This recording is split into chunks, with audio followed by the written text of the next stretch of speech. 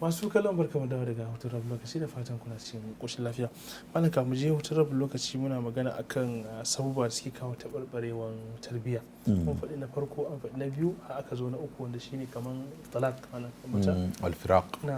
Cewa daga cikin abin da muka yi la'akari da shi, yara idan akwai rigingimun faɗa na ma'aurata tashin hankali, wancan ba a rabun ba amma ana ta tashin hankali, ana ta rigima, ana ta faɗa, yara suna kallon babansu yana cin mutuncin babansu, ko suna kallon babansu tana cin mutuncin babansu, ko suna ganin abubuwa na tashin hankali yana faruwa a cikin gida. To wannan abin da suke ji ne kuma abin da suke gani ne, so da haka zai iya musu tasiri kuma zai iya bin su ya zama kuma ya ɓata musu tarbiyya. So muka ce akwai at-talaq, rabuwa. Idan abu ya kai ga saki, in aka saki uwa, ina yara su zauna? Idan an ce su zauna a gidan baban, kai suna bukatar uwa. In an ce uwa ta tafi da su, kuma suna bukatar uba. So wa zai zauna da su? Idan ta tafi gidansu da su, ita mata ta tafi gidansu da su, kaga ai can gidan babanta ne kuma akwai wasu yara. Idan kuma shi aka ban masa, kaga watakila abokiyar zamanta ce za ta rike su. Kuma abin da nake faɗa shine a duk rubuce-rubucen da malamai suka yi babu inda kishiya take rike yaro. Da malikiya, shafi'iya, hambaliya, hanafiya, zahiriya, duka mazhabin musulunci, yaro sun ce wanda zai rike shi shine uwarsa. Idan ba uwarsa fa, suka ce a nemo babar kakarsa kenan ta wajen uwa, sai yar uwar babarsa shaƙiƙiya ko li'abbiya ko li'ummiya, in tana da lokaci kuma za ta iya tarbiyar, sai a nemo ta. Idan ba a samu mata duka da aka lissafa bangaren uwa ba, sai a kuma mata na bangaren uba. Yawwa, sai duk an rasa waɗannan. Shekul Islam Ibn Taymiyyah ne kaɗai ce haƙƙin tarbiyya yana hannun uba, so uba ya kamata ya rike ɗansa. To amma idan ƙarami ne yana buƙatar mace, tunda uba ba zai matsarki ya tsaya ya ki tafiya kasuwa ya tsaya kula da shi ba, wacce mace ya kamata ya nemo? To kaga duk sai aka lissafa waɗannan matan. To saboda haka in aka rabu, mafi yawa yaran da muka ga suna shaye-shaye, suna daba, 'yan ƙanana a kan titi suna barace-barace, 'yan ƙanana a kan titi suna sata waya ko suna sata takalma a masallaci, 'yan ƙanana a kan titi suna yin abubuwan da bai kamata ba. In ka kira yaro ka tattauna da shi sai ka ga babarsa ba ta tare da babansa, babansa ba tare da babarsa.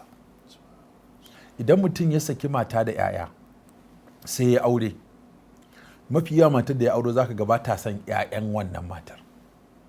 Ita ma ta aure zaka ga mijin baya son agola.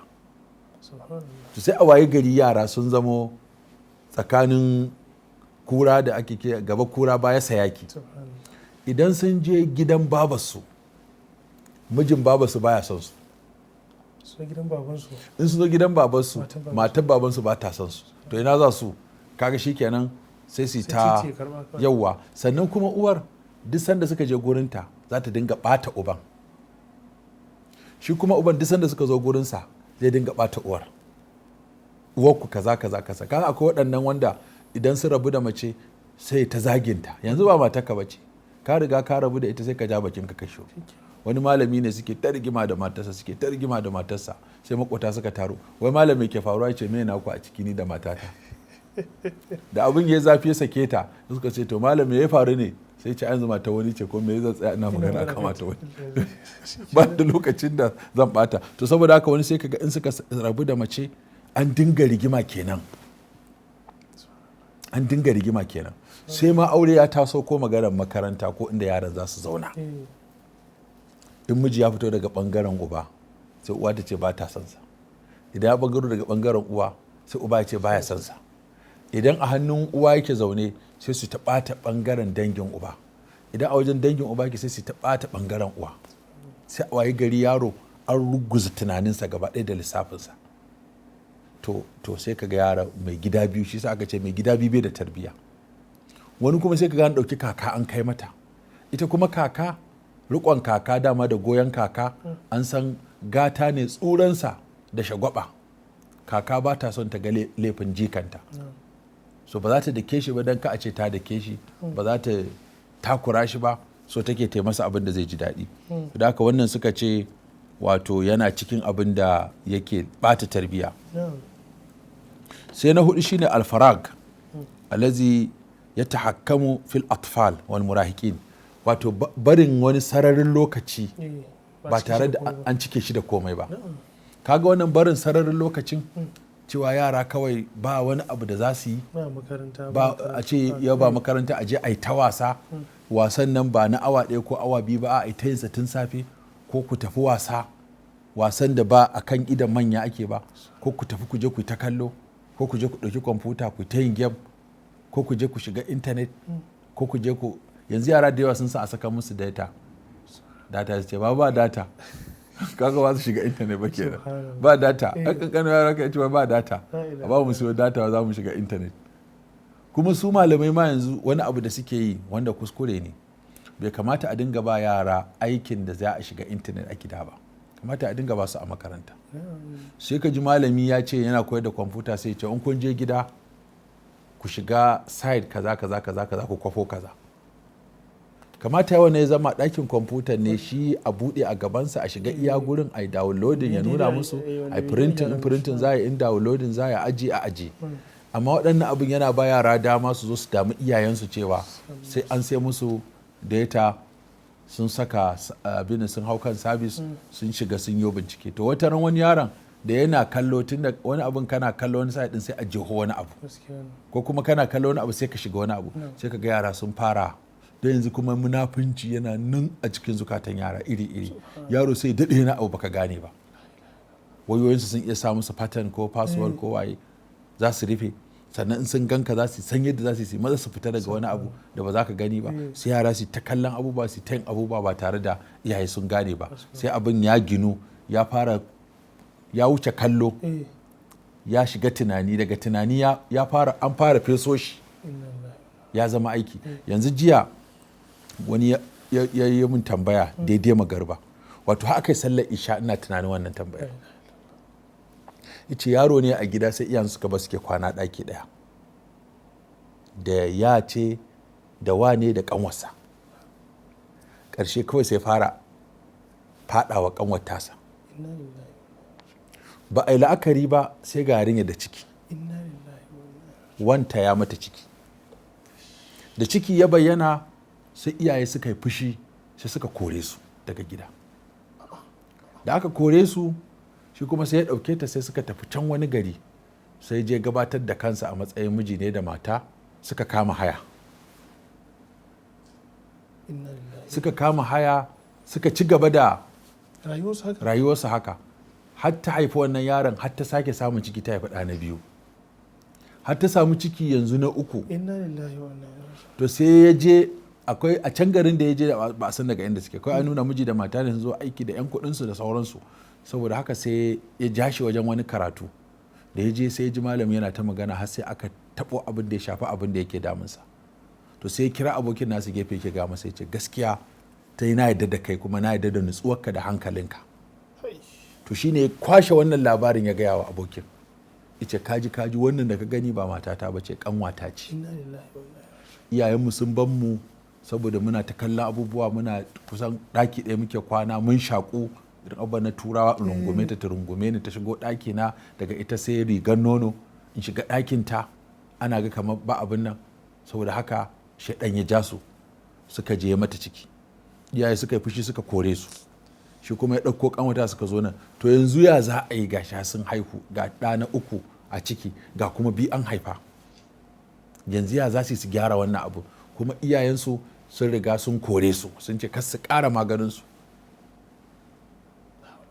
Yanzu ya zai yi, ba fa matarsa ba ce, ƙanwarsa ce, ya kuma waɗannan 'ya'yan da aka haifa. To shine ya ce masa, to shi akwai wani malami da zai tuntuɓe shi akan wannan abin ya kawo musu mafita. To shine suka yi tambayar, to su bani lokaci, amma abin da za a yanzu, matakin farko na gaggawa shine su rabu, ya zama inda yake daban, inda take daban. Shi abokin nasa ya ce akwai mata sun ce to ya ɗauke ta koma can gidansa ta zauna da yaran, shi kuma ya zauna a gidan ba tare da ita ba, a fara raba su tukuna shine matakin farko kafin wani hukunci kuma ya biyo baya mu ga daga ina suke, a ina iyayen nasu suke, ya zai a sadu da iyayen, tunda barna ta faru bai kamata a ɗora barna akan barna ba. Da ko iyayen da suka ga an yi wani abun ganganci a cikin gida, wani bala'i ya faɗo, sai su ce wai sun kori yaran. To koransu ai ba zai magance ba, kamar wato an ƙara bata abin ne. Shi kuma abu ya riga ya faru, kawai matakin ya za a yi a taka ma wannan birki, kuma ya za a yi kada irin sai sake faruwa. To kaga wannan abin da yake jawo irin wannan bawa yara lokaci da ba su dama a ɗauki al'adu na rungume-rungume na abin nan da aka ce a raba tabarma, a raba ɗaki, a raba shimfiɗa.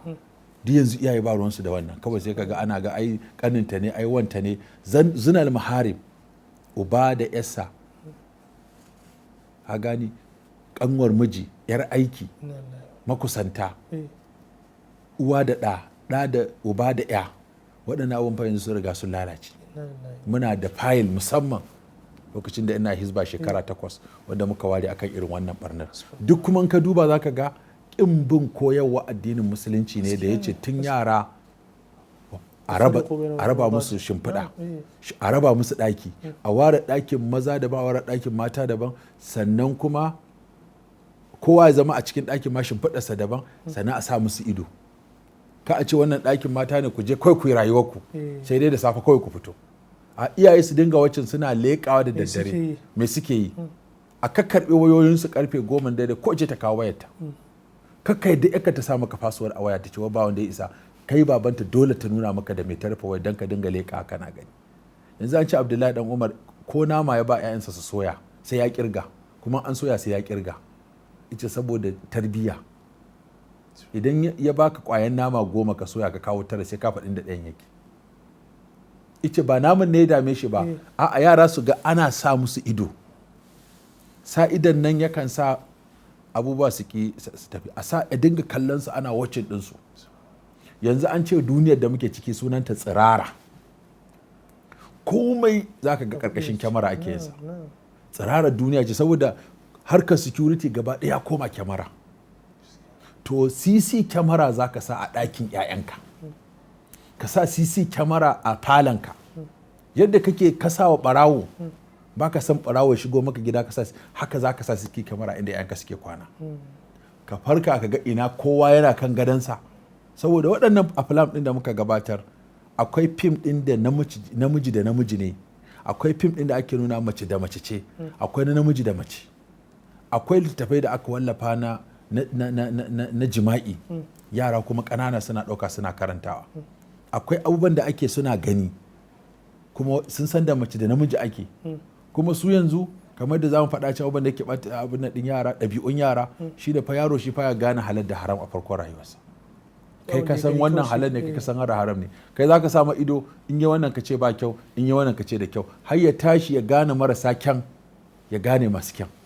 Malam kai maganar CCTV a ɗakuna misali, wanda za su ce kamar misali rakaban ya yi tsanani, sannan kuma ya za a haɗa shi mana tsakanin wanda ake ganin cewa a bar yaro ya saba da rakaba yana tsoron Allah subhanahu wataala, ba tsoron wata kyamara yake ba, wanda idan ya samu dama kawai zai saki hanya. Ai dama biyun za a haɗa, biyun za a haɗa. Ai shi yaro ƙarami haɗa biyun za a yi, a nuna masa duk inda kake Allah yana ganin ka, kuma sannan ni ma ina ganin ka. Yawwa, a nuna ma yaro Allah yana ganin sa, kuma iyaye masu nuna suna ganin sa. Tun yanzu ai muna magana tarbiyya ne, lokacin da yaro yake karami yake bukata a sa masa ido, a nuna masa Allah cewa ya ji tsoron Allah duk inda yake, kai kaza ko yayi ma Allah yana ganin sa. Muka ce dama a haɗa yara da Allah wajen su san girman sa, su ƙaunace shi, su ji tsoron sa, su ji tsoron azabarsa, su kwaɗayin rahamarsa, su kwaɗayin abin hannunsa. Waɗannan dama mun faɗe su yawa a baya, amma wannan ba zai hana kuma mu dinga ganin me suke yi ba, ba zai kuma hana mu sa musu ido ba. Kamar yadda na faɗa yanzu cewa duniya gaba ɗaya ta zama tsirara, ba wani abu yanzu na sirri a duniya ne. Shi za ka ga wasu suna ga sun je sun yi lalata, sai ka ga fim ya fito. Yanzu irin gulab, hatta irin gulab ɗin yanzu za ka ga gulab, bairo, gilas, agogo, duka komai ya zama kyamara. tunda mutane ba sa tsoron Allah sai Allah ya jarabce su da cewa to ko me kake ana ganin ka, ko me kake ana ganin ka, tunda baka yadda Allah yana ganin ka ba balle imanin ka ya sa. To shi yaro ana masa tarbiyya na imani ya san girman Allah, amma a nuna masa cewa ana fa ganin sa kuma Allah yana ganin ka kuma jama'a suna ganin ka, kuma a ɗau matakan da Annabi sallallahu alaihi wasallam ya ce a raba su wajen kwanciya. Na dana ta nan wuce lokaci shi da zo karshe zan bayar da ta sai a majalisa na gaba insha Allah. To Allah saka alkhairi masu kallo, kuma Allah saka muku da alkhairi. Allah ya tara mu baki daya, Allah dan ya shirye da mu, shirye da zuriya mu baki daya. Ko kasance lafiya.